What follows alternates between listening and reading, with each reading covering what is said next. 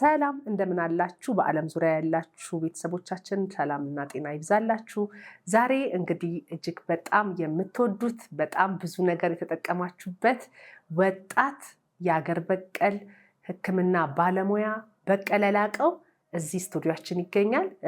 በቀለ ላቀውን ከዚህ በፊት በተለያዩ ዩቲዩብ ቻናሎች ላይ አስተማሪና እንዲሁም ደግሞ ጠቃሚ የሆኑ ትንታኔዎችን በዚህ በአገር በቀል ሕክምና ዙሪያ ላይ ሲሰጥ የምታውቁት ዛሬ የራሱን ዩቲዩብ ከፍቶ እንግዲህ እያስተዋወቃችሁ ይገኛል። ይሄ ዩቲዩብ ቻናል ደግሞ ግዕዝ ኸርባል ሜዲሲን ቲዩብ ይባላል። ይህንን አዲስ የተከፈተውን ግዕዝ ኸርባል ሜዲካል ቲዩብን ሰብስክራይብ፣ ኮመንት፣ ሼር እያደረጋችሁ ሌሎች ጋር እንዲደርስ እያደረጋችሁ የራሳችሁን አስተዋጽኦ እንድታደርጉ እንዲሁም ደግሞ በጣም አስተማሪ በጣም ጠቃሚ ፕሮግራሞች ተቀናብረው ተዘጋጅተው በሱ ስለሚቀርቡ ሁልጊዜም ቤተሰብ መሆናችሁን እንዳትተዉ፣ ለሌሎችም ሼር አድርጉላቸው። ይህንን ፕሮግራም ደግሞ ከሱ ጋር አብሬ ሆስት እያረኩኝ ከምመራው እኔ ተስፋነሽ ሉቃስ ነኝ። ቤቱን ሰብስክራይብ አድርጉ። በጣም እንወዳችኋለን። እናመሰግናለን።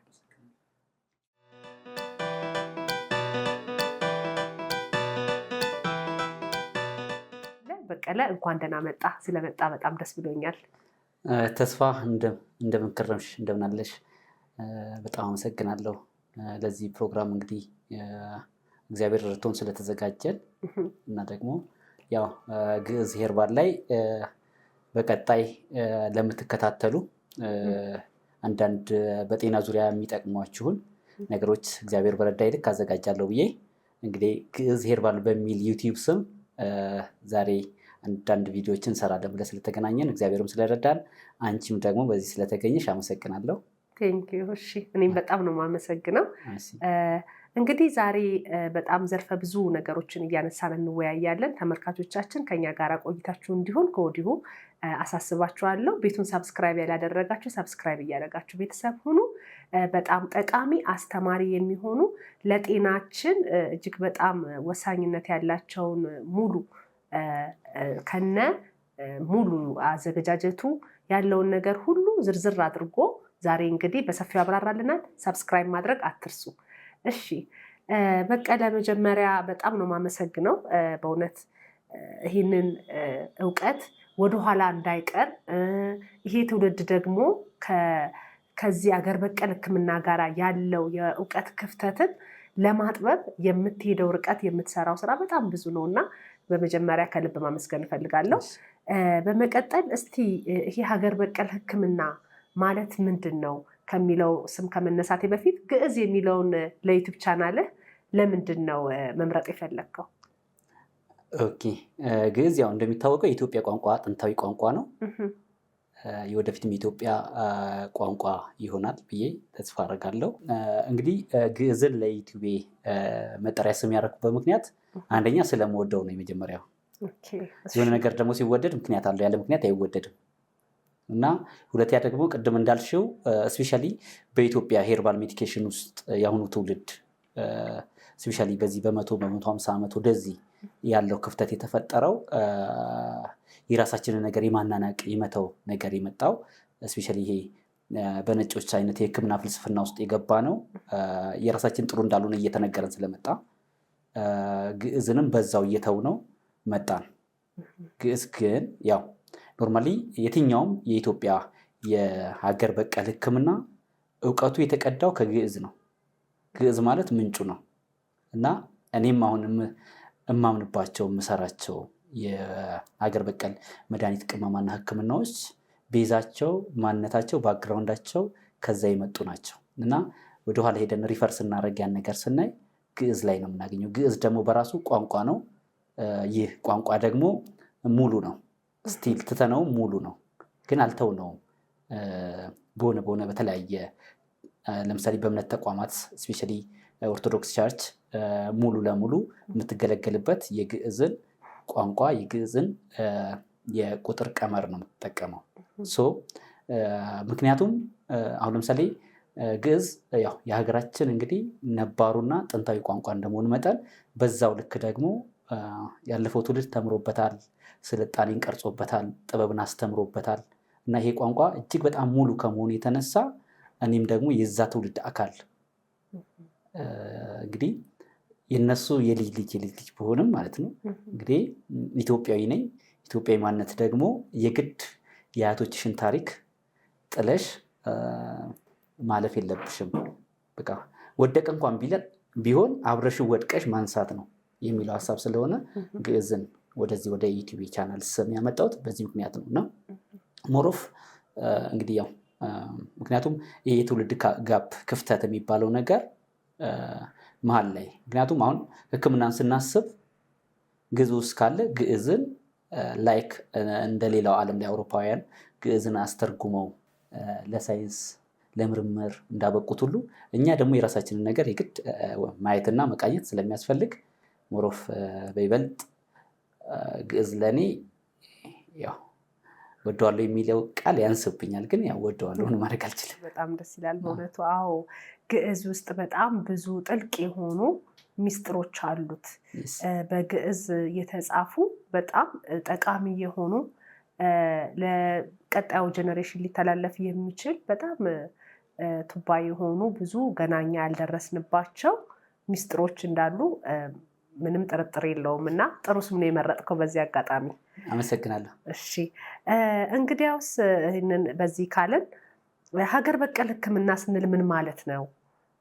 ከየትስ ነው ማለት እንዴት ነው የሚዘጋጀው? ስለ ሀገር በቀል ሕክምና ያለው ብዥታ ላይ ያለውን ነገር እስቲ ጥርት ባለመንገድ እስቲ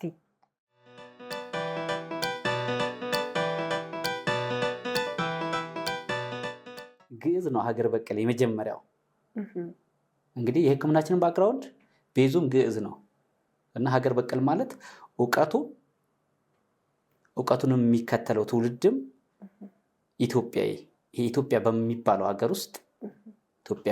ሀገር ውስጥ ግዛት ውስጥ ያለ ማንኛውም ዜጋ ይህን እውቀት አሳድጎ ተምሮት ባለሙያ ሆኖ ፕሮፌሽናል ሆኖ ለሰዎች አገልግሎት ሲሰጥ እውቀቱም ሀገር በቀል ነው፣ ባለሙያውም ሀገር በቀል ነው። ታካሚው ከየትኛውም ምድር ከየትኛውም ዓለም ይምጣ ሀገር በቀል ማለት እዚሁ ኢትዮጵያ በሚባለው ሀገር ውስጥ ጥንታዊውን እውቀቱ አሁን ላይ አንድ ሰው ሳይንስም ተምሮ ኢትዮጵያ ሆኖ በራሱ እውቀት ያንን እውቀት አዳብሮት ለአገልግሎት ካበቃው ሀገር በቀል ነው የሚባለው። ስለሆነ ሀገር በቀል ማለት የኢትዮጵያ በሚባለው ሀገር ውስጥ ያለ ዜጋት የሚሰጠው አገልግሎት ከጥንትም ይምጣ አሁንም ቢሆን ሀገር በቀል ማለት ኖርማሊ እኔ ለምሳሌ ኢትዮጵያዊ ነኝ። እኔ የማስተላልፋቸው አንዳንድ የራሴን ለምሳሌ ያሻሻልኳቸው አሰራሮች ቢኖሩ መሰረታቸው ጥንታዊም ቢሆን ማለት ነው ሀገር በቀል። እኔ አሁን ለምሳሌ ሀገር በቀል ሐኪም ነኝ። ለሌላው የውጭ ዜጋ ለምሳሌ ቢል ኢትዮጵያዊ ነው የሚለኝ፣ ለሀገር ውስጥ ደግሞ ሀገር በቀል ነኝ። ኦኬ እንግዲህ ግልጽ የሆነላችሁ ይመስለኛል። ከሀገር በቀል የሆነበት ምክንያት ሀገር ውስጥ ስለሆነና ከሀገር ውስጥ የሚነሳ የእውቀት ምንጭ ነው። የእውቀት ምንጭ፣ የአሰራር አይነቶች ሁሉ ነገር ከሀገር ውስጥ ሲሆን ሀገር በቀል ነው የሚባለው። ምክንያቱም ኢቨን የሆነ ነገር ሜዲን ኢትዮጵያ እንላለን። ኢትዮጵያ ውስጥ የተሰራ በኢትዮጵያ እውቀት በኢትዮጵያ ሀብት ያው በቃ ሀገር በቀል ማለት ያ ነው። እሺ አመሰግናለሁ በጣም። ታዲያ የሀገር በቀል ሕክምናና እጽዋትን አብሮ መጠቀም ይህንን ደግሞ ወደ መድኃኒትነት መቀየሩን እሱንም እስቲ አያይዘህ። እንግዲህ ለሀገር በቀል ሕክምና ኖርማሊ ብዙ አይነት ግብአቶች አሉ። እምልሽ ያው ለምሳሌ ኢትዮጵያ ውስጥ ብዙ አይነት እጽዋቶች አሉ። እጽዋቶች ደግሞ ከታች አረም ከሚባለው እጽዋት ጀምሮ እስከ ትላልቅ ዛፎች ድረስ ያሉ እጽዋቶች ኖርማሊ የመድኃኒት ግብአት ናቸው። እነዚህ ደግሞ ከስራቸው እስከ ቀንበጣቸው ድረስ ያለው አካላቸው ትልቁ ከኛ የሚጠበቀው እውቀቱ ብቻ ይኖረን። እውቀቱ ሲኖረን ከአንድ እጽዋት ምን ይጠቅማል፣ ምኑስ አይጠቅምም የሚባል ነገር ደግሞ የለም። ግን ለተለያየ ነገር የትኛውን ለይተን እንጠቀማለን የሚለው ነገር አንድ ያ እጽዋት ኢትዮጵያ ውስጥ ነው ያለው፣ ኢትዮጵያ ምድር የሚያበቅለው እጽዋት ነው። ስለሆነ ከእጽዋት እስከዚህ ድረስ እንጠቀማለን። ለምሳሌ ከእንስሳት ተዋጽኦ፣ እንስሳት ደግሞ የቤት ውስጥ እንስሳት አሉ፣ የዱር እንስሳት አሉ፣ በውሃ ውስጥ የሚኖሩ እነኚህ ሁላ ለሀገር በቀል ሕክምና የሚውሉ ግብአቶች ናቸው። ሌላ ደግሞ ማዕድን ብናስብ ኢትዮጵያ ውስጥ እንግዲህ የምናውቀው የማናውቀው ብዙ አይነት ማዕድን አለ። እነኚህ ማዕድኖች ደግሞ አሁንም ለሕክምና አገልግሎት ይውላሉ። አሁንም ይሄን ለማዋል ደግሞ ምን መሆን አለበት? በቂ እውቀት መሰነድ ማወቅ ያስፈልጋል። ኦልሬዲ አባቶቻችን እነኛን ነገር አውቀው በጽሁፍ በብራና በብዙ ነገር አስቀምጠውልናል። በብዙ ነገር በአፈ ታሪክም እየመጡ በየቤታችን ቢሰበሰቡ እንደገና ደግሞ ሌላ ዶክመንት መሆን የሚችሉም ደግሞ በየቤቱ ትላልቅ ያላከበርናቸው አያውቁም ብለን የተውናቸው አባቶች አጠገብም ደግሞ ብዙ አይነት እውቀት አለ። እጅግ በጣም ብዙ አይነት እና የሚጠቅሙ ነገር ማለት ነው። እና እነኚህ ግብአቶች አሁን እንግዲህ የሀገር በቀል ሕክምናን ከእጽዋት፣ ከማዕድን፣ ከእንስሳት ተዋጽኦ ከዚህ ማዘጋጀት እንችላለን። እና ትልቁ ነገር ግን አሁን ደግሜ የምለው እኛ እዚህ ኢትዮጵያ ውስጥ ጠቅላላ አይጠቅም የሚባል ነገር ምንም ነገር የለም። አይጠቅምም የሚለው ሀሳብ ራሱ ዝም ብሎ የተሸፈነ ቢሆን ባይነገር ደስ ይለኛል እኔ። እና ሕክምናችን ኖርማሊ ከነኚህ ነገሮች ነው አገልግሎትን የሚሰጠው። እነኚህ ነገሮች ምናልባት እንደ ችግሩ እንደ ህመሙ አይነት ዝግጅቱ በጣም በተለያየ መንገድ እንትን ይላል። ሌላ ደግሞ ያልጠቀስኩልሽ ነገር አሁን ለምሳሌ በዚህ በሀገር በቀል ሕክምና ውስጥ ማር ትልቁን ስፍራ ይይዛል። አዎ ወደሱ እንመጣለን። እንደው ማዕድን ስትል ብዙ ጊዜ ማዕድንን ለጌጥነት ነው የምንጠቀመው እኛ የምናውቀው ብዙ ጊዜ እና ይሄ በጣም ለየት ያለ ነገር ነው። ማዕድንም ለጤና ለሕክምና ሊውል ይችላል ማለት ነው።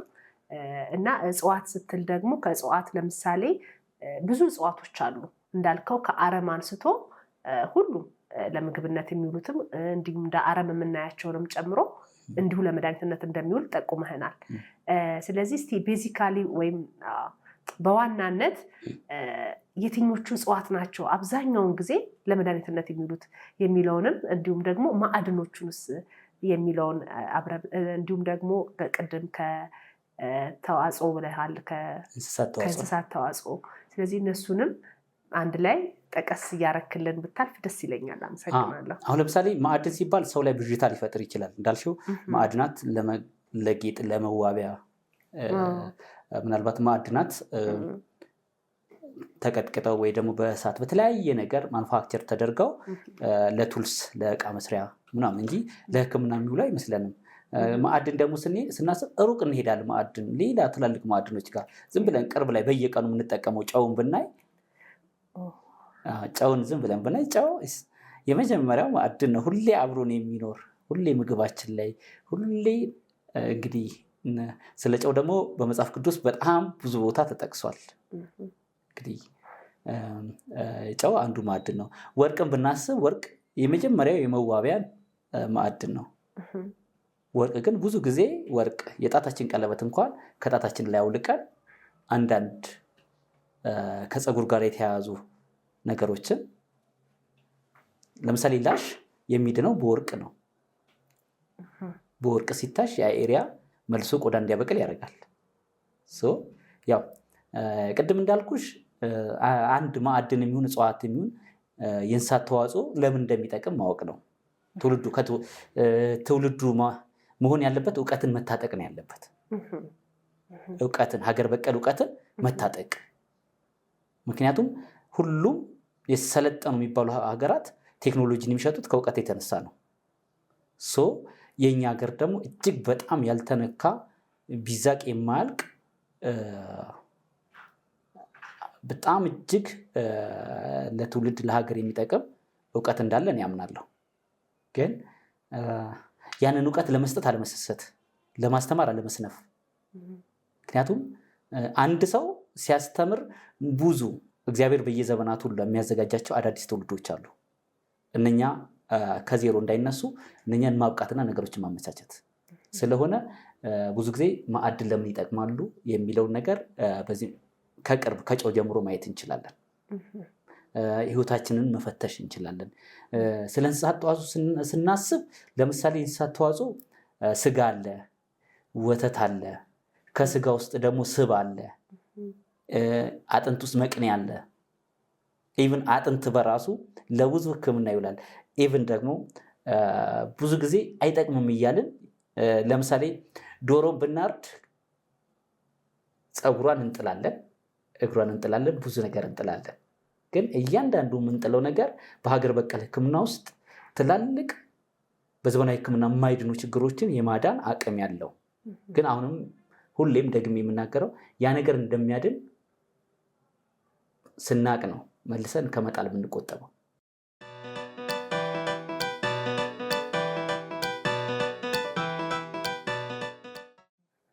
እንበልና ደግሞ አሁን በሀገራችን ብዙ ጊዜ የጋማ ከብቶች አገልግለው አርጅተው ወይ ደግሞ ተጎርተው በጉዳት ሲሞቱ ለዱር አውሬ ያው ምናልባት አንዳንድ ሰው ለእንስሳው ክብር ያለው ሰው ምን ያደርጋል? አዝኖ ሊቀብር ይችላል። የማውቀው ታሪክ ስለሆነ ግን በአብዛኛው ሾሆናቸውን እንጥለዋለን። ግን በሀገር በቀል ሕክምና ውስጥ እስፔሻሊ በተለያዩ ብራና ውስጥ ተጽፎ የተቀመጠ ነገር ምንድን ነው እንበልና በቅሎ፣ አህያ፣ ፈረስ፣ የሜዳ አህያ እነኚህ ሾሆናቸው ድፍን የሆኑ ሾሆናቸው እጅግ በጣም ዓለም ላይ ትላልቅ ላይክ እንደ ኮሮና ያሉ ወረርሽኞች ሲነሱ ያንን እንደ ዕጣን ብናጨሰው አካባቢ ላይ የተከሰተውን ወረርሽኝ በጣም በብዙ ርቀት ነፃ ማድረግ ይችላሉ። ይሄ እኔ የማውቀው የተረዳሁት፣ ሁለተኛ ደግሞ ስንጥለው ትላልቅ ሪሶርስ እንደምንጥል የገባኝ ነገር ነው። ስለሆነ እኛ የሚጠቅመውንም የማይጠቅመውንም ምን ያህል ልዩነት እንዳለው እንኳን ሳናቅ ሁሉንም አይጠቅምም ብለን የምንጥል ማህበረሰብ ሆነናል ናዊዴስ አሁን ላይ ማለት ነው። ግን ወደኋላ ተመልሰን ታሪካችንን ስንፈትሽ ምንም የማይጠቅም ነገር የለም። የሚገርም ነው። በጣም ጥሩ ውይይት እያደረግን ነው። ከኛ ጋር አብረነታችሁ እንዲቆይ አሁንም ደግሜ ያሳስባችኋለሁ። ይህንን ካልን እንግዲህ አሁን ላይ ያለው ክፍተት ለምንድን ነው የተፈጠረው? አሁን የሀገር በቀል ሕክምና አሁን ላይ ያለው ጀነሬሽን ሞር የበለጠ እንዲጠቀመው የበለጠ ከሱ ጋር ቤተሰብ እንዲሆን ለምንድን ነው? ሳይድ ኢፌክት የለው፣ አስከፊ የሆነ የጎንዮሽ ጉዳት የለው። የዛን ያክል በህይወታችን ላይ የሚያደርሰው ዳሜጅ ወይም ጉዳት ዝቅተኛ ነው ወይም የለም ማለት እንችላለን ብዬ አስባለሁ። እና ለትንሹም ህመም ለትልቁም ህመም በአሁን ጊዜ ወደ ዘመናዊ ህክምናዎች ሄደን በጣም ብዙ መድኃኒቶች እንወስዳለን።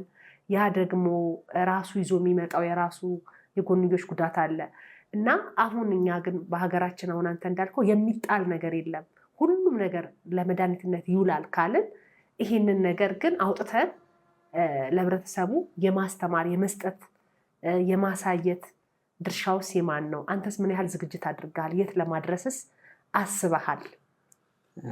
እጅግ በጣም ያው የውስጤን የማስበውን ነገር ነው የጠየቅሽኝ። አሁን እንግዲህ ሀገር በቀል ሕክምና ኖርማሊ እንደ ማንኛውም ነገር እንደ ማንኛውም አሰራር ለሰው እንዲመች አድርጎ ማዘጋጀት። ምክንያቱም ምግብም አብዝተው ቢበሉት የምትወጂው ምግብ እንኳን አብዝተሽ ከአቅም በላይ ብትበዩ ኦልሬዲ ማስጨነቁ አይቀርምና ግን ሕክምና ነው። አሁን ዘመናዊ ሕክምናና ሀገር በቀል ሕክምና በጣም መሬትና ሰማይ ልዩነት ላይ ደርሷል። በኢትዮጵያ ግን ብዙ ሀገራት እንደ ቻይና እንደ ህንድ ያሉ ሀገራት ሀገር በቀል ሕክምናቸውን አዘምነውታል።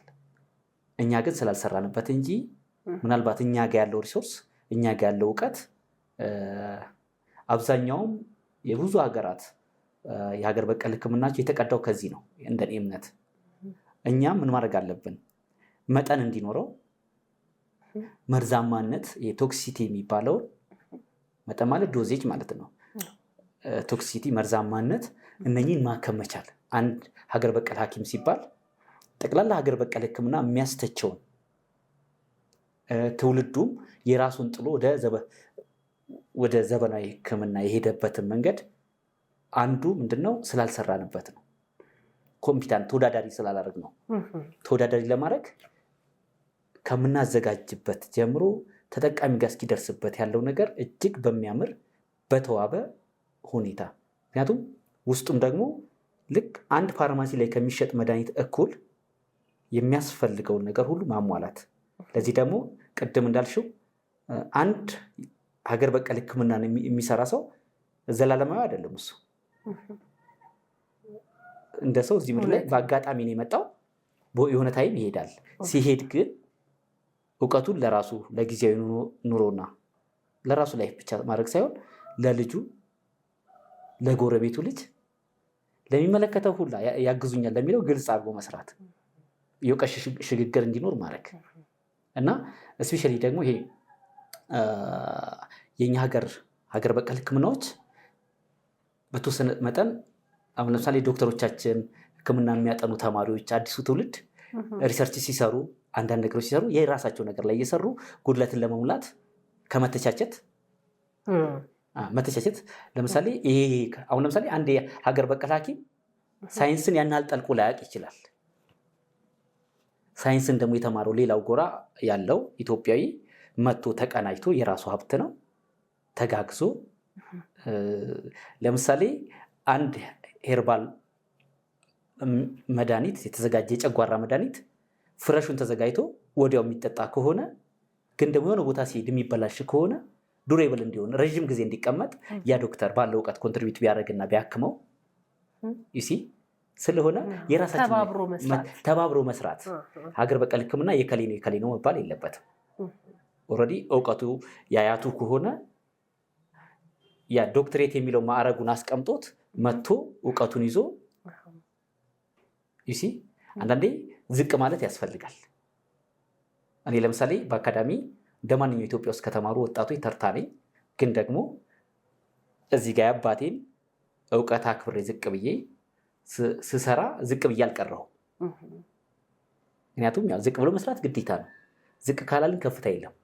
ስለሆነ ትልቁ ነገር የሀገር በቀል ሕክምናችን መታከም አለበት፣ መታየት አለበት። ይሄ መርዛማ የሚባለው ነገር መጠን የሚባለው ነገር ከተሰራ የትም ቦታ ላይ ለሚፈለገው ችግር መፍትሄ ያመጣል እና ያው ሕክምና ጉዳት እንዳለው ሁሉ እዚህ ጋር ምን ስታክሚ ጉዳት እንዳያደርስ አድርገሽ ለሰው በሚመች መልኩ ለሕፃናት፣ ለአዋቂ፣ ለነፍሰ ጡር ለሁሉም እንዲመች በጣም መሰረታዊ ናቸው እነሱ። በቃ በእድሜ አንዳንድ ካለሽበት ኮንዲሽን አሁን ለምሳሌ የእርግዝና ወቅት ላይ ያለ ሰው ብዙ የሚከለከለው ነገር አለ። ለእነሱም ደግሞ በዛ ውስጥ መታከም ያለባቸው ጉዳይ ሲኖሩ እርግዝናውን በመፍራት ሕክምናውን ሳያገኙ የሚቀሩበት አጋጣሚ ስላለ ለሁሉም ማህበረሰብ ክፍል እንዲሆን አድርጎ ማዘጋጀት፣ ነገሮችን አስቀድሞ መረዳት፣ ዘመንን አስቀድሞ ተረድቶ መዘጋጀት፣ ትውልድን ማብቃት እንግዲህ ያው የእያንዳንዱ ሙያ ውስጥ ያለ ባለሙያ ኃላፊነት ነው። በጣም ነው የማመሰግነው። በጣም ጥሩ የሆነ ውይይት እያደረግን ነው። በድጋሚ አሁንም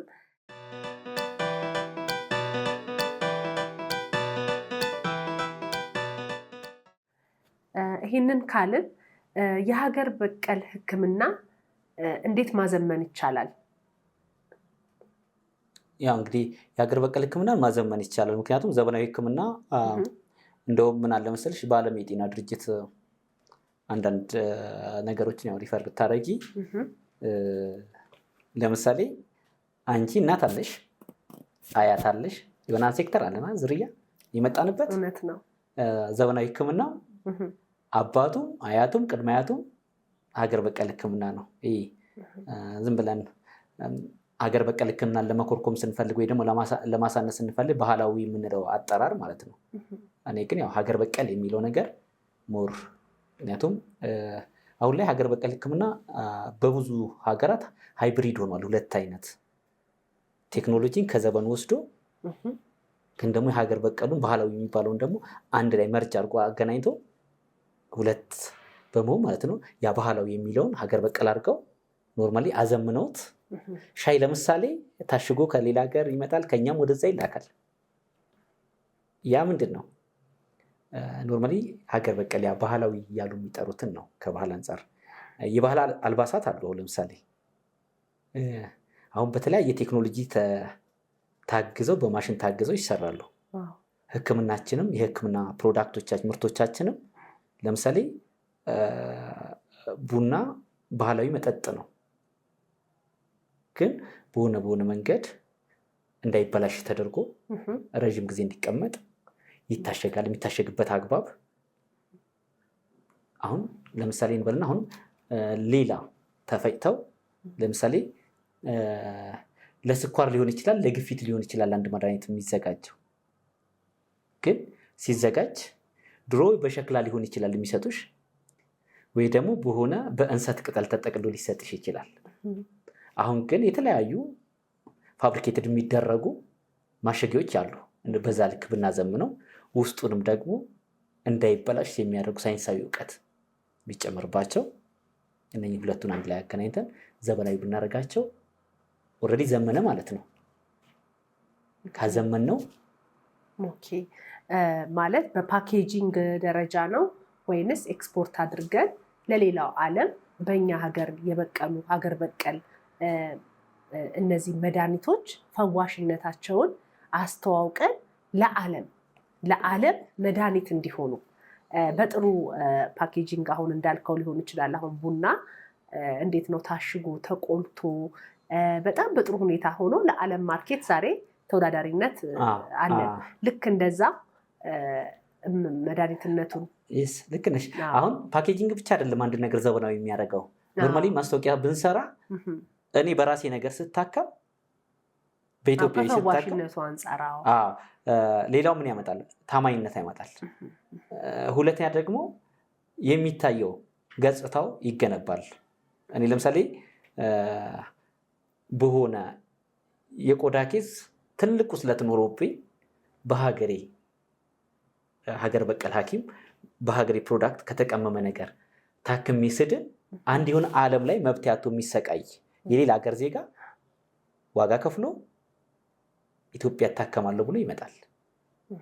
መላኩላ ላይ ይጠበቅብን ይችላል፣ መስጠቱላ ላይ ይጠበቅብን ይችላል። የመጀመሪያው እኛ የራሳችን ምርት የመጠቀም ካልቸር፣ ልማድ፣ ትሬንድ የራሳችን ነገር ማዘመን በተለያየ መንገድ እና ቫይራል ወጥቶ እንዲታይ። ምክንያቱም አሁን ላይ ቴክኖሎጂው ስልኩ ሁሉ ነገር በእጃችን ላይ ነው። ትልቁ ነገር የራስን ነገር መውደድ፣ የራስን ነገር ማዘመን። እንደሌላ ሁሉ ከሻይ ጀምሮ የራሳችንን ፕሮዳክት መጠጣት ማስተዋወቅ እንትን ብንል ዋው ብሎ ሌላ ይገዛል። ማስተዋወቅ ላይ ነው ማብቃት። ያንን ምርት ለሰው ጤና እንዲመች አድርጎ ለዛ ኬስ ተደራሽ እንዲሆን አድርጎ መስራት ከቻልን ቅድም ያልኩሽ ነገር ነው። በቃ ለማዘመን እነኚህ የተለያየ እውቀት ያላቸው ሰዎች አሉ። እዚህ ጋር ለምሳሌ በአካዳሚ ያልተሳካለት ሰው ወር ደግሞ የኛ አያት የሚሆን ሰው ደግሞ እታች በጡረታ ላይ ያሉ በድካም ውስጥ ያሉ ሰዎች ብዙ ወርቃማ የሆኑ እጅግ በጣም የከበሩ እውቀቶች አሏቸው። እዛ ጋር ደግሞ ያስተማሩት የልጃቸው ዶክተር ነው። እሱ ዝቅ ብሎ ያን እውቀት አክብሮ ያ ነገር ቢሰራ እኔ በቃ ምኞቴ በቃ እንዳንድ ሰው ተስፋ የማደርገው ነገር ምንድነው እነኚህ ነገሮች አንድ ላይ መጥተው አውቀን ገብቶ ብንሰራው ብናወጣው ለሀገራችን ሀገር በቀል ሕክምና ጥሩ ከፍታ ነው ብዬ አምናለሁ። ይሄ ነው። በጣም ነው የማመሰግነው። በጣም ደስ ይላል። እውነት ነው፣ ተደራሽነቱ እጅግ በጣም አስፈላጊ ነው። ምክንያቱም ዛሬ ወደ ኤዥያ አካባቢ እንግዲህ ምን ያህል የባህል ሕክምና በጣም ህይወታቸውን እንደለወጠ እናያለን። ወደ ቻይና ስንሄድ እንዲሁም ቱርክን ብትል የተለያዩ ዓለማት ላይ በጣም ይዘወተራል እና ያንንም ተጠቅሞ ደግሞ ውጤት ያለው ለውጥ አምጥቷል። እኛ ሀገር ድረስ ታሽጎ ወደዚህ ይመጣልናል። ስለዚህ እኛም ደግሞ አገር በቀል ሕክምና ላይ በደንብ ሰርተንበት ውጤት ባለው መንገድ ወደ አደጉት ሀገራት እንደዚህ ቢላክ ከረንሲንም ከማሳደግ አንጻር የውጭ ከረንሲን ከማምጣት እንዲሁም ደግሞ ራሳችንንን በጥሩ ሁኔታ ያስተዋውቅናል ብዬ ተስፋ አደርጋለሁ።